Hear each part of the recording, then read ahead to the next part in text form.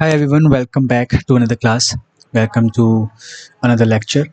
इस क्लास के अंदर we are going to discuss another important topic और उस टॉपिक का नाम है modes of entry in international market. इससे पहले दो चार चीज़ें करेंगे। सिलेबस के अंदर कहाँ पर है ये? Here it is, modes of entry into international business. ये हम करेंगे, थोड़ा बहुत जानेंगे इंटरनेशनल बिजनेस के बारे में भी। Let's get started without any delay, let's go. So why firms internationalize, ये आप स्ट्रेटेजिक मैनेजमेंट में भी पढ़ते हो कि क्यों लोग जाते हैं बाहर। लोग यानी कि कंपनियां क्यों चाहती है कि वो बाहर भी ऑपरेट करे instead of operating completely in domestic market.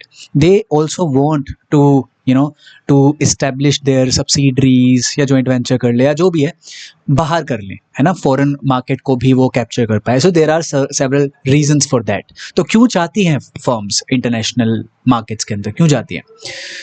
Establishing themselves abroad, catering foreign customers, opening boundaries to the people of foreign country. ये सिर्फ ये मीनिंग लिखा हुआ है कि इंटरनेशनलाइज का मीनिंग क्या होता है?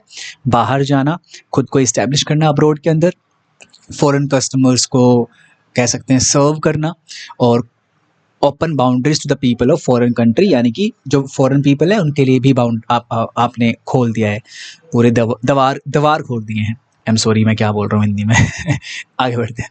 Comparative advantage in other country, these are basically the reasons कि why a firm wants to go abroad. This is basically the reason. Now let's take a simple example. अगर आपने डोमेस्टिक मार्केट को capture कर लिया पूरा का पूरा, सो आप क्या करोगे? अब you are at your maturity, है ना, मैच्योरिटी वाले लेवल पर हो आप।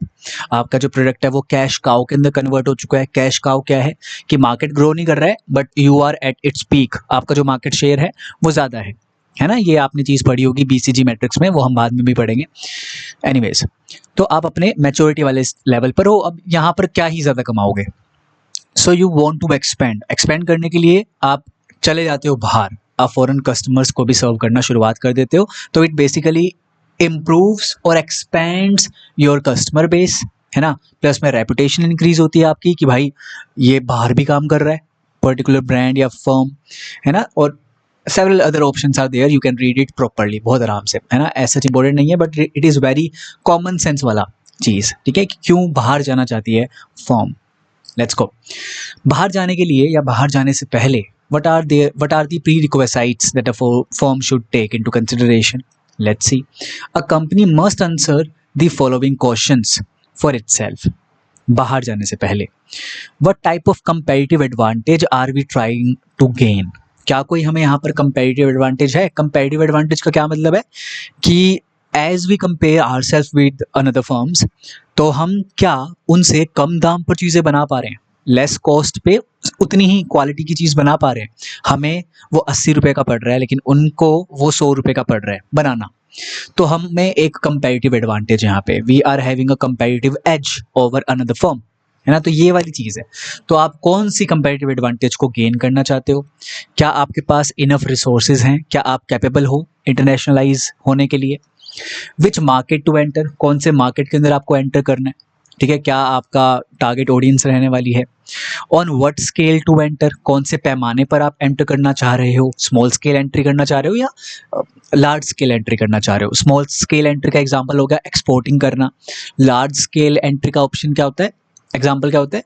डायरेक्ट इन्वेस्टमेंट कर देना या फिर अपनी सब्सिडरी खोल लेना इनटू अ फॉरेन नेशन, ठीक है। एंड व्हेन, कब चाहते हो उस फॉरेन मार्केट के अंदर एंटर करना, ठीक है।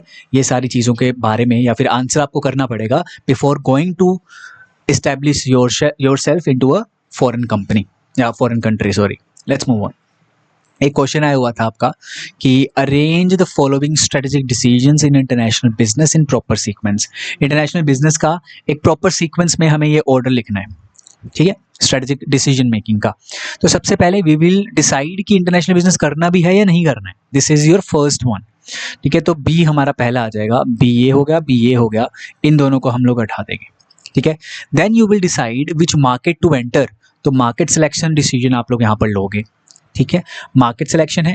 Then you will decide when to enter, कब आप एंटर करोगे, then C is your third option, and then you will decide the marketing mix, आपका प्रोडक्ट कैसा होने वाला है, उसका प्राइस क्या होने वाला है, कैसे आप प्रमोशन करने वाले हो, कैसे आप उसे डिस्ट्रीब्यूट करने वाले हो, and then you will establish your particular form, जिसके लिए आप different different kinds of decisions लोगे, अपना ऑर्गेनाइजेशन डिसीजंस और एचआर डिसीजंस लोगे, ठीक है। बट बिफोर दैट आपका प्लानिंग वाला स्टेज रहता है, जिसके अंदर आप क्या करते हो, you will first of all decide कि इंटरनेशनल बिजनेस करना है या नहीं करना है, देन यू विल डिसाइड कौन सा मार्केट हमें चूज करना चाहिए, ठीक है, क्या हमारी टारगेट ऑडियंस होने वाली है, देन यू विल डिसाइड कि कब एंटर करना चाहिए, कब वो सही पॉइंट ऑफ टाइम है जहां पर हम एंटर करें, जिस टाइम पर हम एंटर करें, है ना। तो these are basically the simple and simplest, कह सकते हैं, steps of international decision making या इंटरनेशनल बिजनेस का decision making. This is very important. एक यहाँ से आपका डिसीजन मेकिंग का क्वेश्चन आता है और एक बिजनेस इकोनॉमिक्स से भी आता है, जो मैंने आपको ऑलरेडी करवाया हुआ है। Let's now continue. सो आज का जो मेन टॉपिक है आपके क्लास का वो है modes of entry. So there are 13 modes of entry जो हमें इस क्लास के अंदर करनी है। There are also several other modes of entry जो आप अपने हिसाब से कर लेना, but these 13 basic modes of entry are there, ठीक है। ये करेंगे हम, बहुत ईजी है, बहुत ईजी है। बस यहाँ पर थोड़ा सा मैं आपको एक समरी दे दूंगा and then we will do properly एक एक को करके, ठीक है। एक्सपोर्टिंग देखो जनरली कब करी जाती है, एक्सपोर्टिंग क्या है, अपने प्रोडक्शन अपन ने डोमेस्टिक मार्केट के अंदर की है and now we are just transporting it और we are just transferring the goods to another nation, तो वो एक्सपोर्टिंग कहलाता है ना। थ्रू यूजेज ऑफ ट्रांसपोर्टेशन ऐसा बोल सकते हैं, जैसे कि शिप के थ्रू करवा दिया, एयर के थ्रू करवा दिया, बाय रोड करवा दिया और व्हाटएवर इट इज। तो एक्सपोर्टिंग करते हैं क्यों, क्योंकि जब हमें अगर for example if we do not know about the foreign market then we will try to do exporting, ताकि हम टेस्ट कर सके मार्केट को। So it is a very important technique भी बोल सकते हैं, मोड्स ऑफ एंट्री भी बोल सकते हैं, where in the firm do not know about the foreign market at all. So if you want to test the market you can do it by exporting. Exporting में क्या रहेगा, you are not investing that much amount, है ना, huge investment नहीं है, you are just having you know, थोड़ा मोटा risk रहता है आपका ट्रांसपोर्टेशन वाला, वो वाली कॉस्ट रहती है, बट जो फिक्स्ड इन्वेस्टमेंट की कॉस्ट रहती है वो नहीं आएगी यहाँ पे, ठीक है। तो exporting is basically a better option to go with if you want to test the market, है ना। एक्सपोर्टिंग डन होता है, दो प्रकार की एक्सपोर्टिंग होती है, we will do it later on. International investment FDI FPI दोनों बहुत ही ज़्यादा इंपॉर्टेंट है, we will do it properly, we will do it properly, करेंगे। wholly owned subsidiaries, it is kind of a foreign direct investment wherein you are, let's say you are a Indian company और आप अपनी subsidiary खोल रहे हो USA में, तो आप क्या कर रहे हो, you are opening a wholly owned subsidiary, यानी कि जिसका सारा होल्डिंग किसके पास है, होल्डिंग कंपनी के पास है, पेरेंट कंपनी के पास है। wholly owned subsidiary, it is also a kind of foreign direct investment, please remember this, huge capital requirement is there। International strategic alliance के अंदर क्या आ जाती है, जॉइंट वेंचर आ जाता है, कोऑपरेटिव अलायंस आ जाता है। जॉइंट वेंचर क्या होता है, जो बेसिकली एक पर्पस के लिए बना होता है ना, वो पर्पस फुलफिल हो गया then you are going to end the joint venture. और कोऑपरेटिव अलायंस भी काइंड ऑफ सिमिलर थिंग है। Let's move forward. Licensing franchising, इसको भी आगे करेंगे। लाइसेंसिंग में basically you are giving the permission कि भाई आप मेरा इंटेलेक्चुअल प्रॉपर्टी राइट्स को यूज़ कर सकते हो एंड डू द वर्क, ठीक है। यहाँ पर एज सच कोई टेक्निकल नो हाउ नहीं मिलता है, लेकिन उसका नाम मिल जाता है।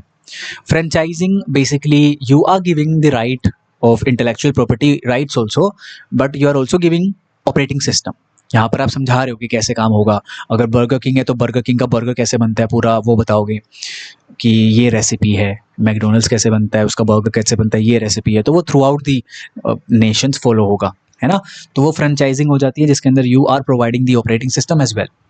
टर्न की प्रोजेक्ट अभी करेंगे, मैनेजमेंट कॉन्ट्रैक्ट्स अभी करेंगे। नाम से पता चल रहा है a contract which is for managing the particular thing, है ना। जैसे कि होटल्स, जैसे फॉर एग्जांपल बाहर के देशों ने ताज होटल्स को कॉन्ट्रैक्ट दिया हुआ है कि हमें हमारा होटल्स आके संभालो।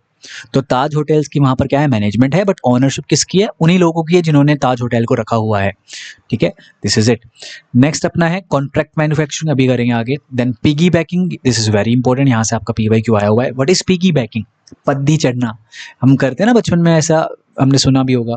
तो आप क्या कर रहे हो, आप किसी और की पीठ पे बैठ के जा रहे हो, which means you are taking an advantage of another person यानी कि अनदर फर्म का आप एडवांटेज ले रहे हो, जो फर्म ऑलरेडी उस फॉरेन मार्केट के अंदर इस्टेब्लिश्ड है। और वो फर्म कौन सी होगी? वो होगा डिस्ट्रीब्यूटर, आपका जो माल अलग अलग जगह पर उस नेशन के अंदर पहुंचाएगा।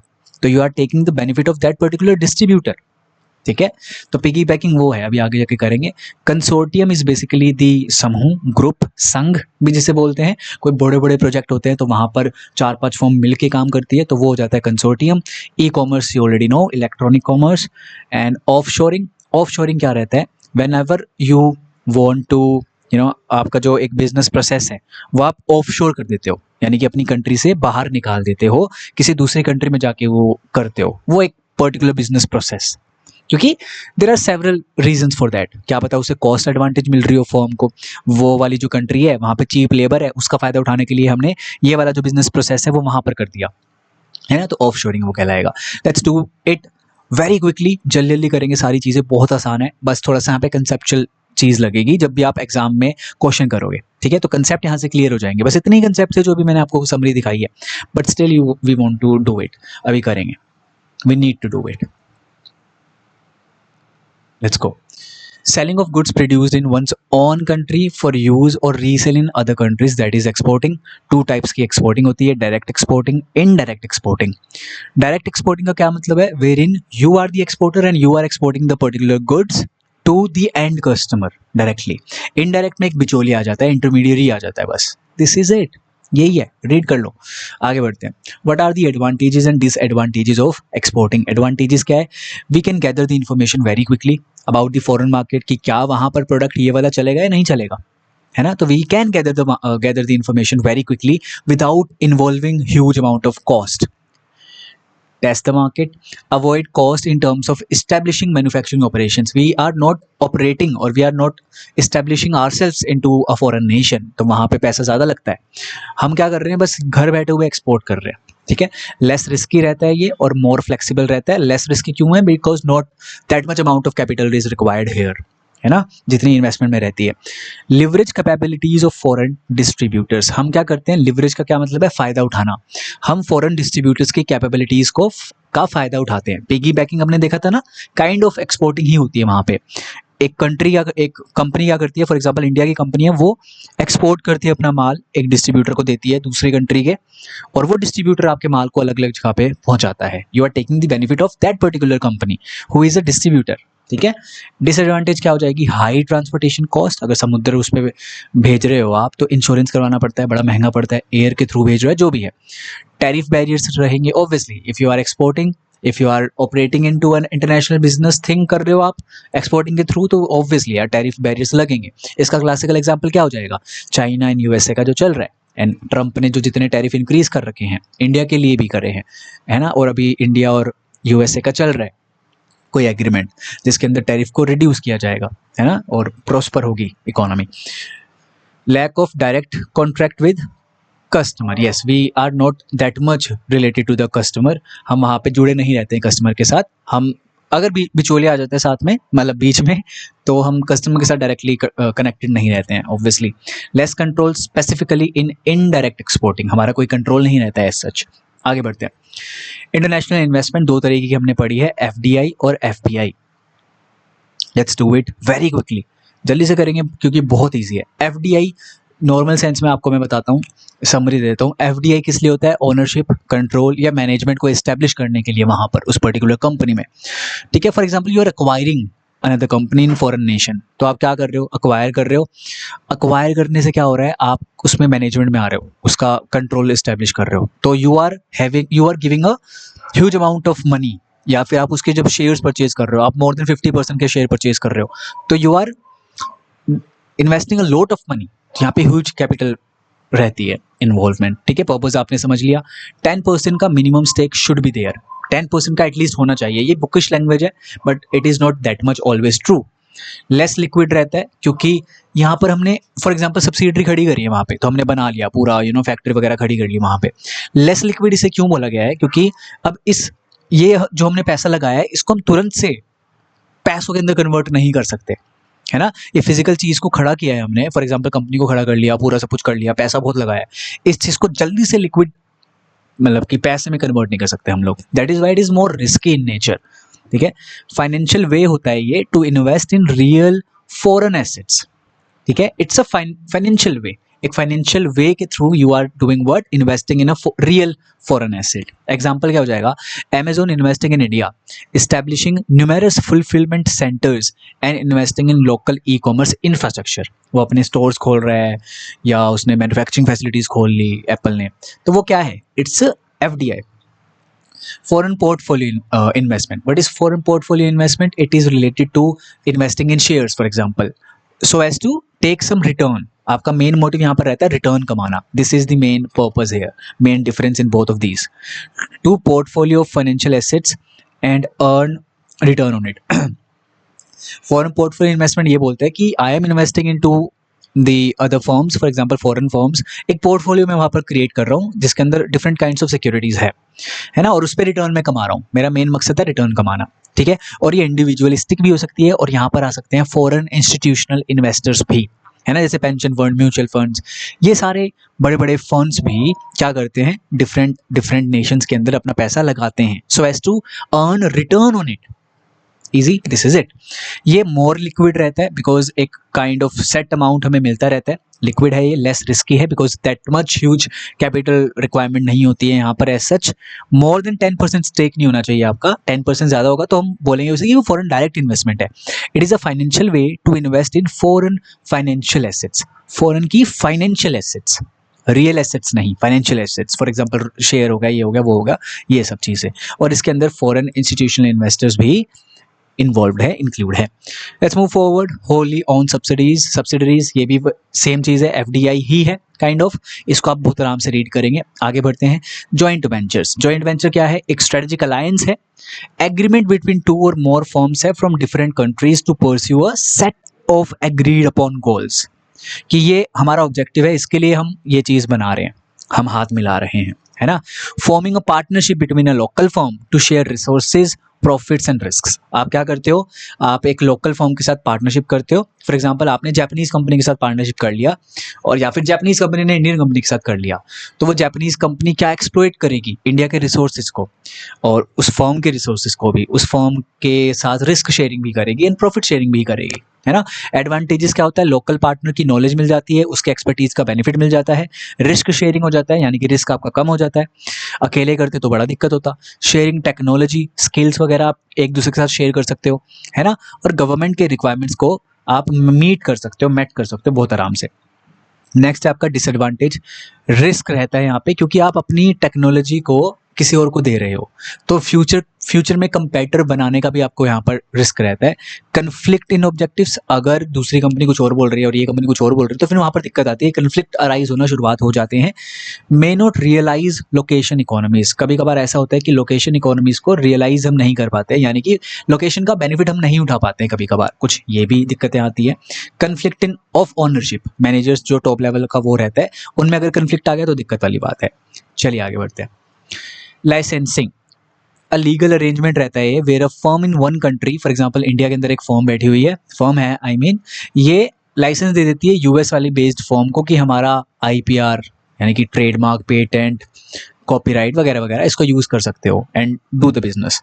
Licence is the use of its intellectual property rights to a firm in a second country in return for a royalty. ये इसको राइट देती है, राइट ग्रांट करती है, और ये इसको रॉयल्टी देगी अपने IPR को यूज करने का.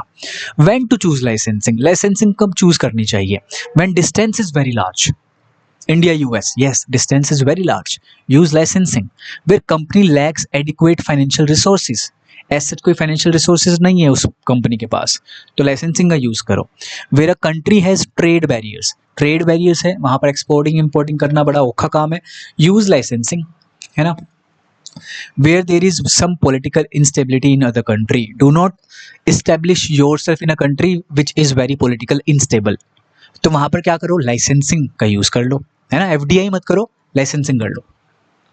चलो, एडवांटेजेस और डिसएडवांटेजेस बहुत इजी है, यहाँ पर आराम से लुकआउट कर लोगे, इसका देख लोगे. फ्रेंचाइजिंग की भी हमने डन कर लिया था बेसिक सेंस में, एक बार के लिए पॉज करके इसको रीड कर लेना, वही है. एग्जाम्पल आपको इसका पता ही है, मैकडी वगैरह. ठीक है. टर्न की प्रोजेक्ट्स क्या होते हैं, companies design, construct and equip a facility for a client and hand it over ready for operation. यानी कि कंपनी क्या करती है, बनाकर आपको दे देती है। ठीक है, एक कंपनी है फॉर एग्जांपल फॉरेन नेशन के अंदर और आप एक दूसरी कंपनी हो डोमेस्टिक उसमें हो, आपने कुछ काम बोल दिया, कुछ ये बोल दिया, तो इस कंपनी बनाकर आपको दे दिया, ये वाला सीन है। This is common in industries like construction and engineering.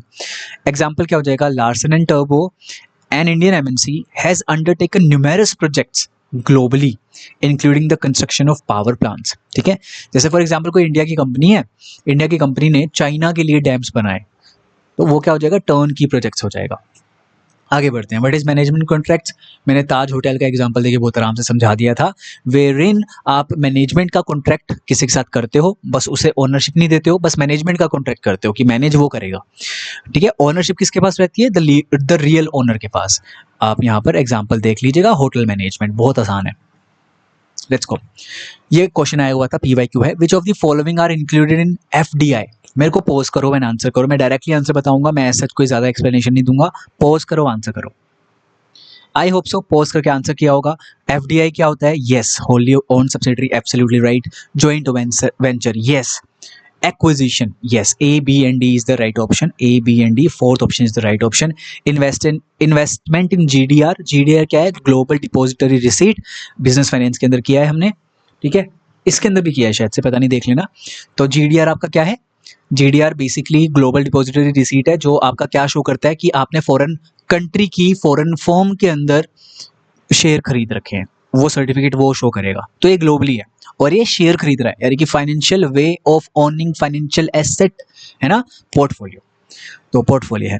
ये investments by FII, it is a part of FPI as you know, as we have already discussed it. Let's move on. Contract manufacturing, यहाँ पर आप manufacturing का contract कर रहे हो किसी और फर्म के साथ।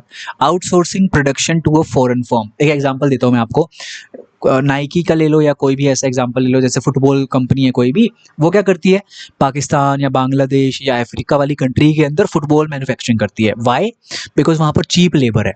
तो by exploiting the cheap labour they are producing, they are manufacturing something, और समथिंग क्या है, अपना फुटबॉल है, और फुटबॉल को फिर वो इंपोर्ट कर देती है।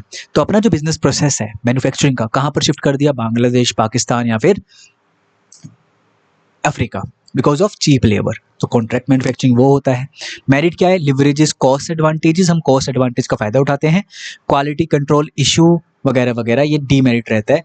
कभी कभार मैन्युफैक्चरिंग वहाँ पर गलत भी हो जाती है, बिकॉज ऑफ कॉस्ट एडवांटेज उठाने के चक्कर में आप क्या पता क्वालिटी कम बना दो। एग्जाम्पल आप देख सकते हो, एग्जाम्पल क्या हो जाएगा, Apple utilises Wistron and Foxconn facilities in India for the contract manufacturing of iPhone. जैसा कि आप सभी को पता है, पिछले साल ये शुरुआत हुई है ना, इंडिया में एप्पल की मैन्युफैक्चरिंग की। लेट्स गो, पिगी बैकिंग, अभी जैसे हमने किया था। Leveraging other countries distribution network to enter a foreign market. ठीक है, डाबर इंडिया ने क्या किया, पार्टनर किया local distributors in various African and Middle Eastern countries to leverage their distribution networks. बहुत आराम से हमने कर लिया था, एग्जाम्पल के तौर से भी कर लिया है। अब आगे बढ़ते हैं, यही क्वेश्चन आया हुआ था। ठीक है, उससे पहले ये वाला करेंगे, ये अलग है। In a situation where the holding and subsidiary companies on shares in each other is shown as, ये होल्डिंग कंपनी है, ये सब्सिडरी कंपनी है, इसने इसके अंदर शेयर होल्ड कर रखे हैं, इसने इसके अंदर शेयर होल्ड कर रखे हैं, इसे बोलते हैं क्रॉस होल्डिंग। ठीक है, second option is the right option. Let's move on. Consortium, इसे बोलते हैं संघ, हिंदी में संघ बोल लो या बोल लो समूह या बोल लो group. Alright, forming a group of companies to undertake a large project or enter new market collaboratively suitable for large scale infrastructure project, for example Delhi metro बनाना, यहाँ पर 3-4 कंपनियों ने साथ मिलकर काम करा था वगैरह वगैरह। आगे बढ़ते हैं, बहुत ईजी है, मैं इतना जल्दी क्यों करवा रहा हूँ, क्योंकि ये बस कंसेप्चुअल क्लैरिटी होनी चाहिए कि भाई ये चीज़ है क्या। फिर उसके हिसाब से जैसा भी क्वेश्चन बनता है उसमें फिर अपनी कॉमन सेंस लगाओ और अपना कंसेप्ट लगाओ बस। ठीक है, इसलिए जल्दी जल्दी करवा रहा हूँ, ऐसा कोई ज़्यादा मुश्किल नहीं है। अब बच्चों की तरह मतलब बच्चों की तरह मैं यहाँ पे डिसएडवांटेज करने नहीं बैठूंगा, डीमेरिट नहीं करवाऊंगा, मेरिट नहीं करवाऊंगा, बट आ सकते हैं वो, और वो कॉमन सेंस से हो जाएंगे जब तुम्हें कंसेप्ट का पता होगा। That's how you will save your time. ठीक है, ई कॉमर्स क्या है, या आप सभी को पता है, utilising online platforms to reach international customers. Merit क्या है इसका, low entry cost, broad reach. अब हर कोई कर सकता है यार ऑनलाइन बिजनेस। अगर मैं इस चीज़ को ऑनलाइन लेना चाहूँ, अपनी वेबसाइट क्रिएट कर लूँगा, है ना, उस पर सिर्फ 3,000 का 3 या 4 हज़ार रुपये का खर्चा होगा पर साल का, तो वो भी बढ़िया चीज़ है। मैंने इस पर सोचा भी था, मैंने देखा भी था सारी चीज़ें, मैं पर्सनल एक्सपीरियंस बता रहा हूँ आपका। तो वेबसाइट खोल ली मैंने, है ना, उस पर चीज़ें चला दी, उस पर मैं अपना ये सब कर रहा हूँ, है ना, and several other things. Social media भी आपको पता ही है। Flipkart has utilised e-commerce model to reach customers across India, later attracting investment from Walmart. आपने सुना होगा, पिछले साल की बात है ये। आगे बढ़ते हैं। Offshoring, moving certain business processes और operations to a foreign location, cost advantage को कैपिटलाइज करने के लिए। इन्फोसिस, टीसीएस ने ऐसे ही कुछ कुछ बिजनेस प्रोसेस को अपने यूके और यूएस के अंदर दिए हैं, वहाँ की चीप कॉस्ट एफिशिएंसीज का फायदा उठाने के लिए। Let's move on. The exporting firm, pause me an answer. I hope so कि आपने आंसर कर लिया होगा। The correct answer is piggy banking. दोबारा से पढ़ लेना, बहुत आराम से समझाया था मैंने आपको, यही है वही चीज़, ठीक है। This is it. आपका ये क्लास होती है ओवर। नेक्स्ट क्लास के अंदर हम करेंगे theories of international trade. Thank you so much everyone, keep working hard.